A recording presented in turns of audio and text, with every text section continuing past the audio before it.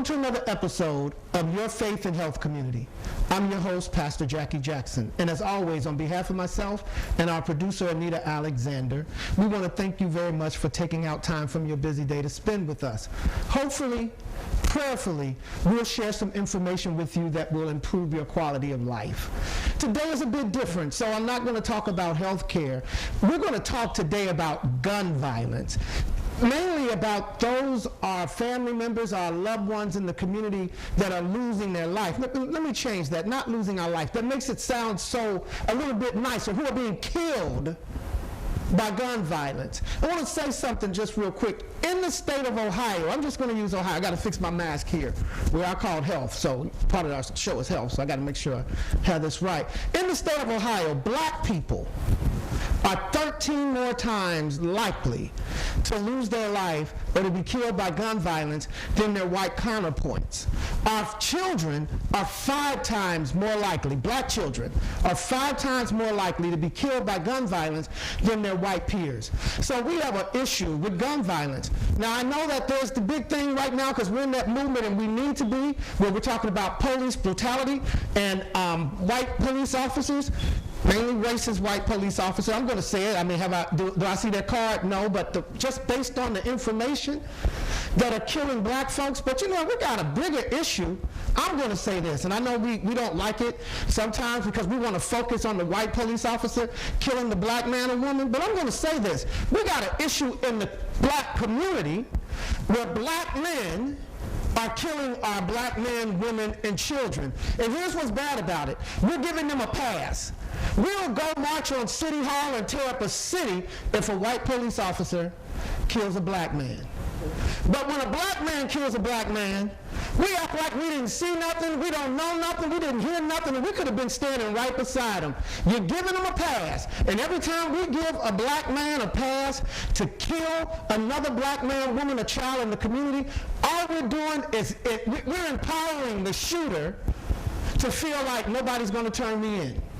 I had to get that out because that's an issue that we're facing, and unfortunately to me, this is just my opinion, we don't talk about that enough.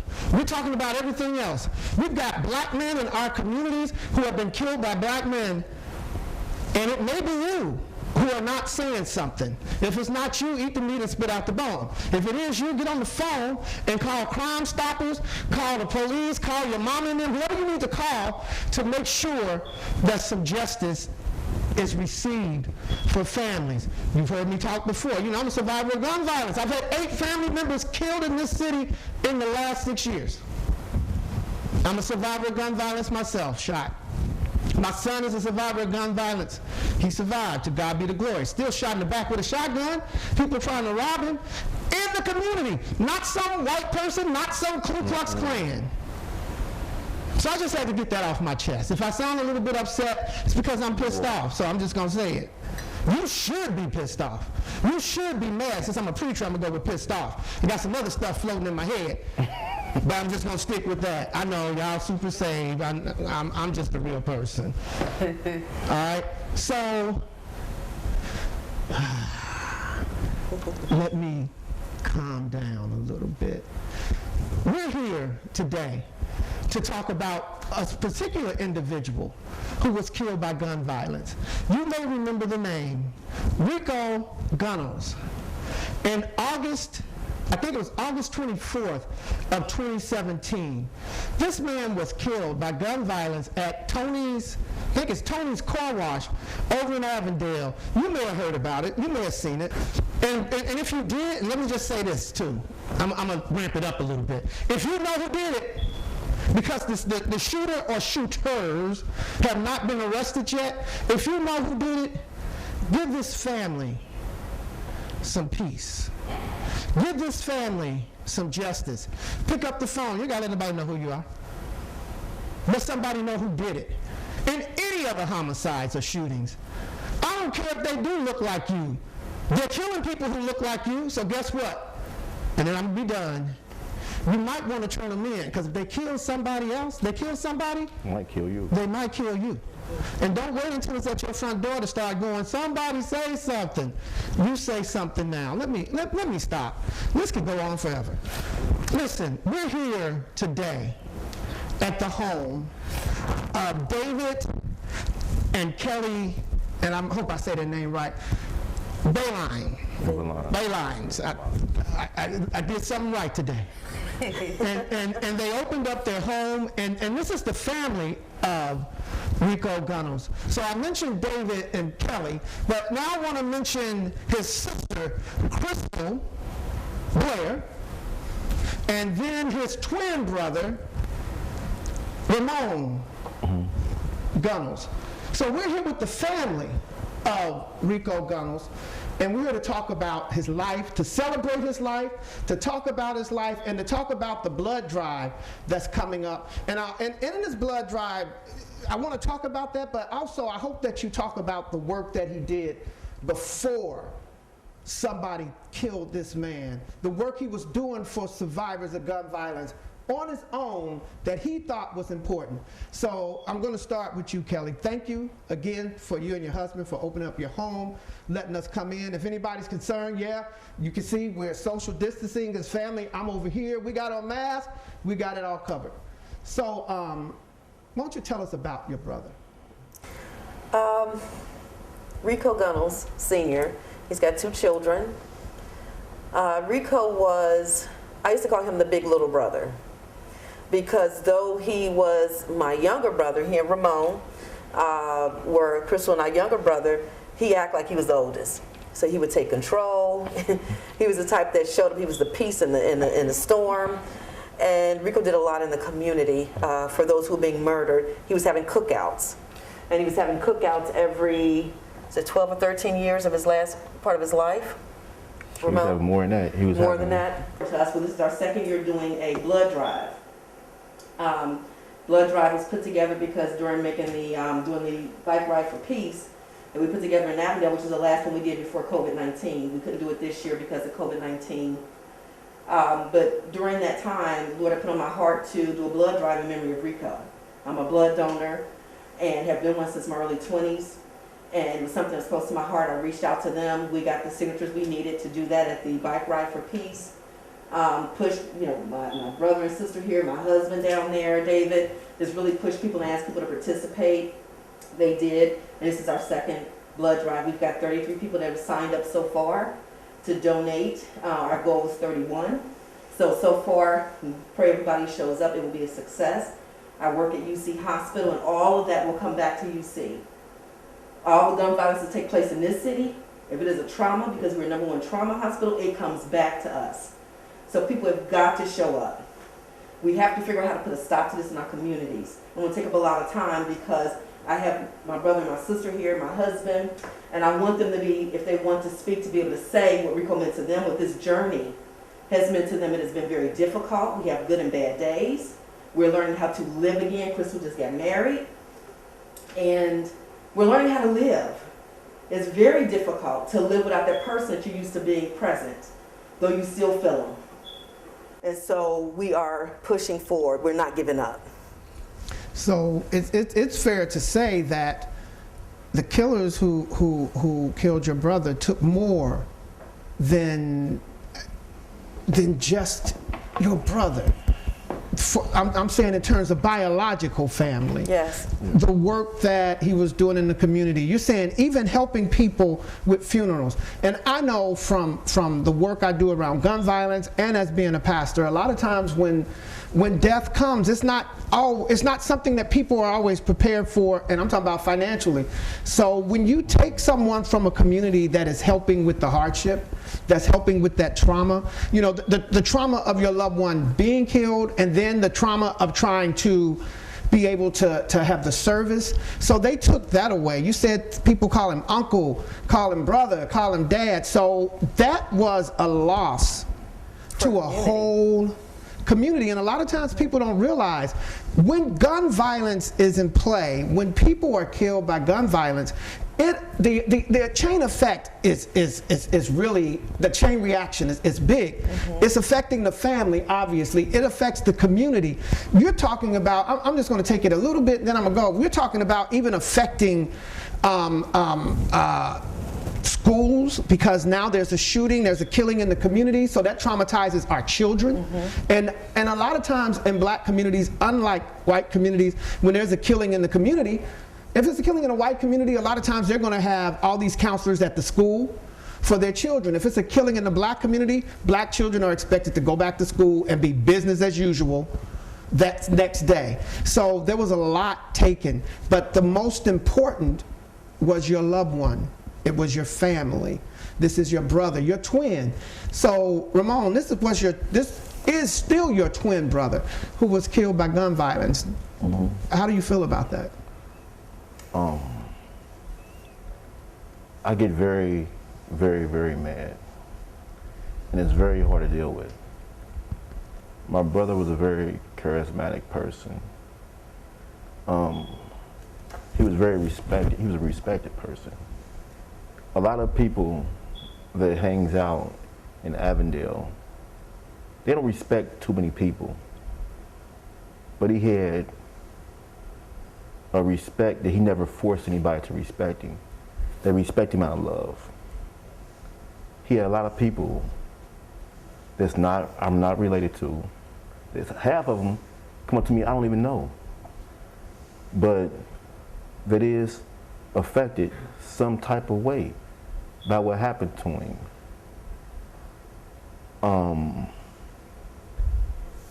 He was that person that looked out for everybody. I've known my brother, and he wasn't an angel, neither was I, but he's put a lot of food on people's tables. He's helped a lot of people able to live the next day. He's helped people. He's talked people out of killing other people. He saved lives. He had once saved a guy's life who OD'd on the streets, and they were going to leave him for dead. My brother stayed there until the ambulance came, and risked his own freedom, even though he had nothing to do with it. Risked his own freedom to make sure this man made it. Now the guy that made it is off of drugs. He had a testimony at my brother's funeral. My brother, he talked me out of doing a lot of things that would have led me to prison. Like I said before, he was my moral compass. But not just mine, he was a lot of other people. He was the type of friend that would hold you accountable, which is very rare. He didn't follow the crowd. And the people who ambushed him,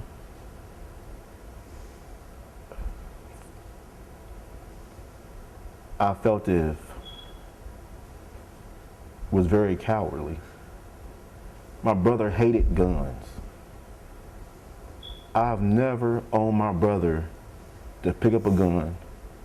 My brother stood 6'3", about 260, 70 some pounds, but would not hurt anybody. He's more than capable of doing it. But he would let you think that you were tougher than him, and he'll back down and let you still have your dignity and your manhood and save face. He didn't care what people thought. And for somebody to take the life of somebody that compassionate and has that much love for his fellow man, even though he wasn't perfect, was very, very cowardly.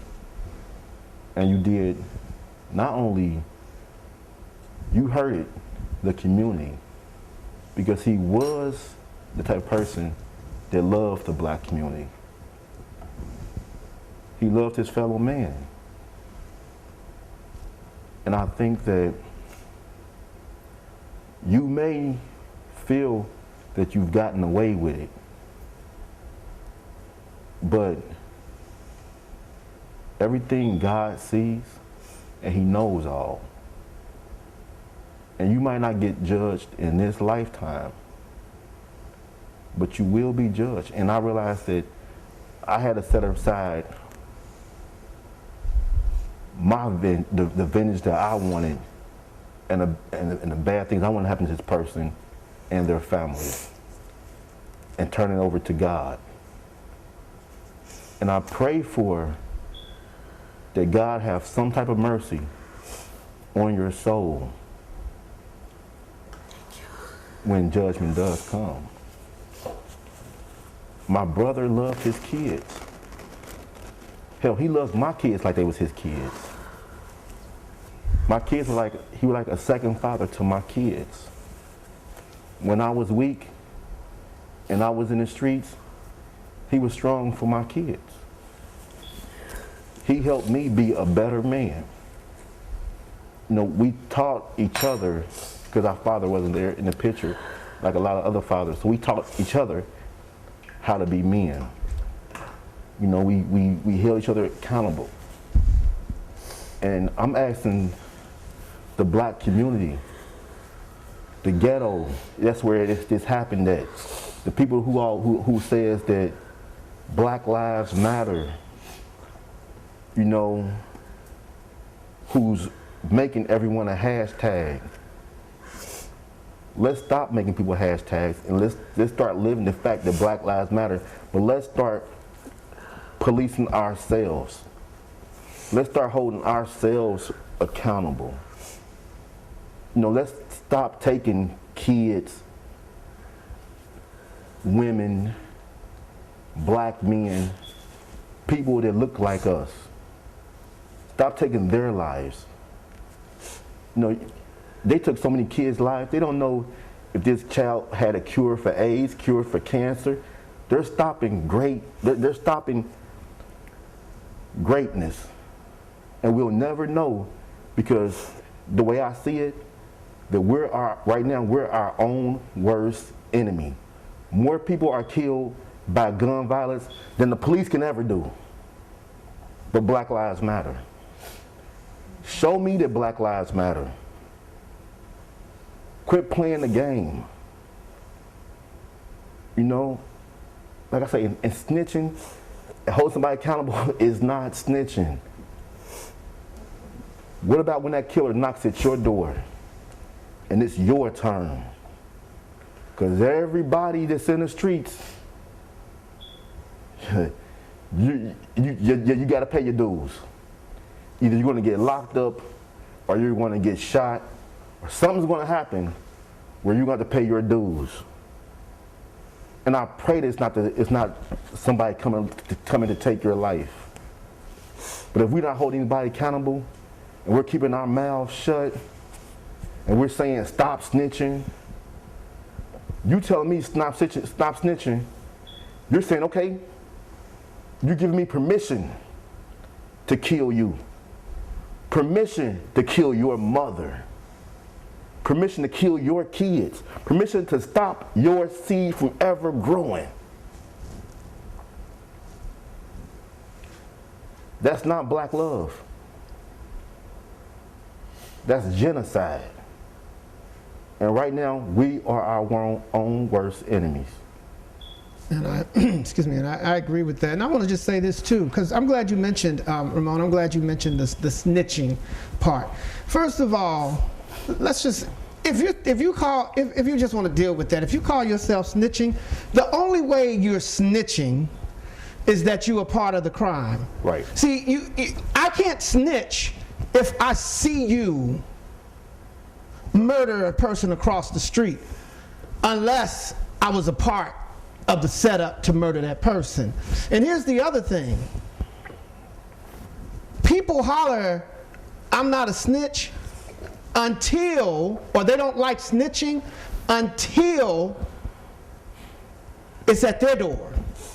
When I work with the community outreach advocates and we're going out and that different homicides, I may be, I don't know, let's just say in Avondale today, and I'm hearing a family traumatized and hurt and crying and screaming, who did it? And I'm hearing people go, I ain't see nothing. They were out there at the time. Right. I was looking the other way. The wind blew. I don't know, my eyes shut. I didn't see it.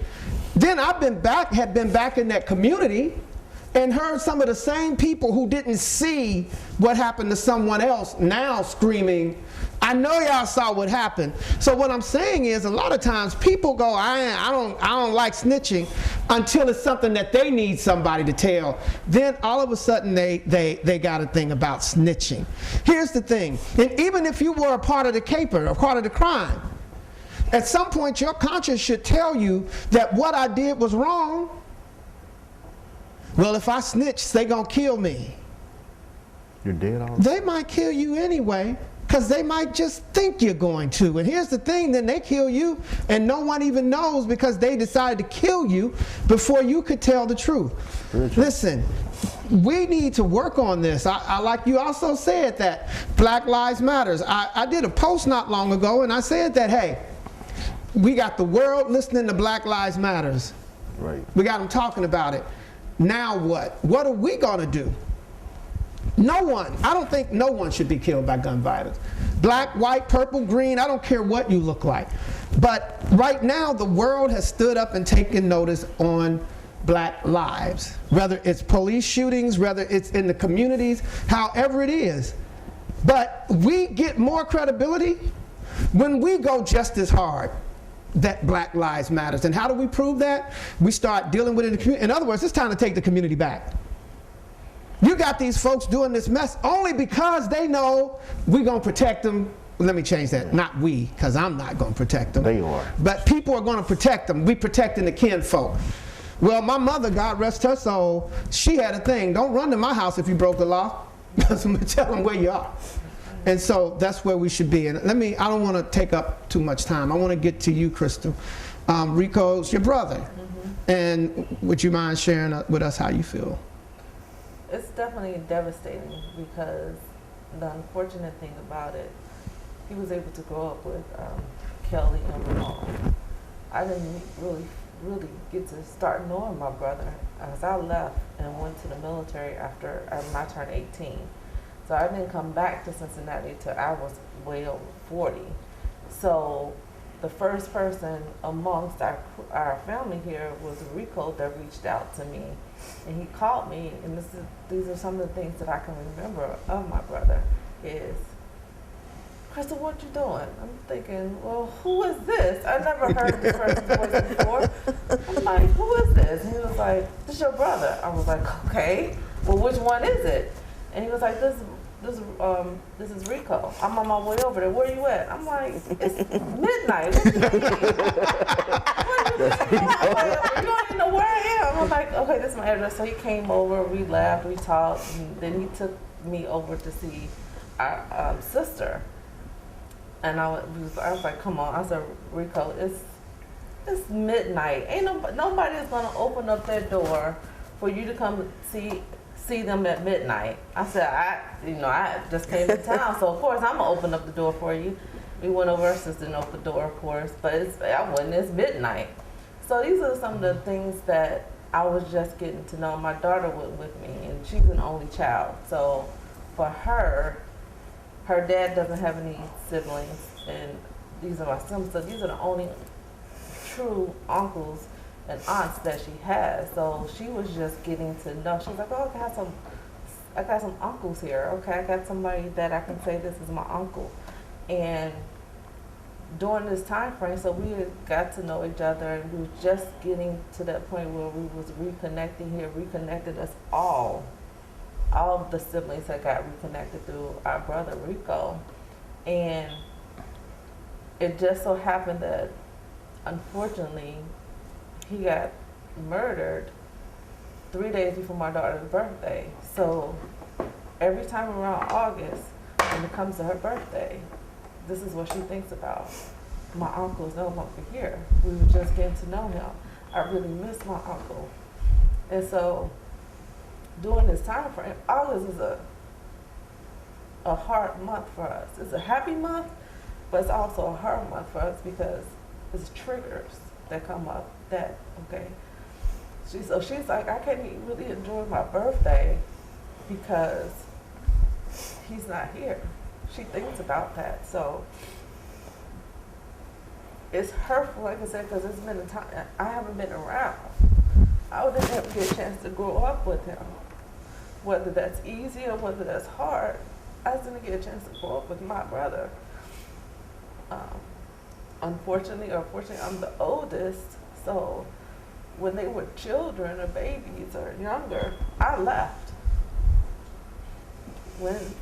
Did what I needed to do, came back, and I'm grateful he was the one who brought us together. Unfortunate or unfortunate, it was during his passing is that we all became close.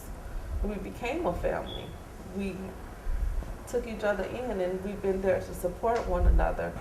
And during the summer, I didn't know our brother was an organ donor. And giving back, he gave back his organs. So even in his death, he was still giving. He was a giving person. And for someone to take that away, now mind you, in his death, he's been able to help other people, but still doesn't fill that void that we have as a family. Absolutely. Thank you. I want to say thank you for your service as well. What branch? Air Force. You had the right letter. You started off with the right letter, but then you just went all off the board. But you started out with the right letter. But really, I want to thank you for sharing that information. And I think a lot of times what people don't realize is even sharing your story, how traumatic it is, because you're reliving August 17th.